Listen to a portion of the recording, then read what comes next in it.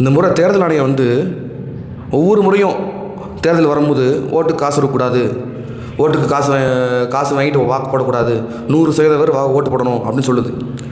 ஆனால் இந்த தேர்தல் ஆணையம் வந்து அப்படி நான் சொன்னபடி நடந்துக்கிறா அப்படின்னு பார்த்தா சுத்தமாக இல்லை. போகிற வழியில் மக்களை செக் பண்ணுது. ஏன் அண்ணன் சீமானை கூட செக் பண்ணாங்க. ஆனால் இதே போல் ஐயா ஸ்டாலினையோ, உதயநிதியோ, விஜயையோ, எடப்பாடி பழனிசாமியோ அவங்களெல்லாம் யாரையுமே இவங்க வந்து பரிசோதனை பண்ணல. இது என்ன இதுன்னு தெரில.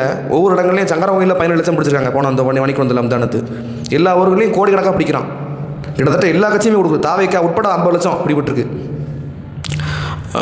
பொன்னாகரத்தில் 300 கொடுக்குறான் ஒரு வாக்குக்கு தாவேக்கா. அப்படிங்கும்போது இந்த தேர்தல் ஆணையம் வந்து எங்கே விடுது?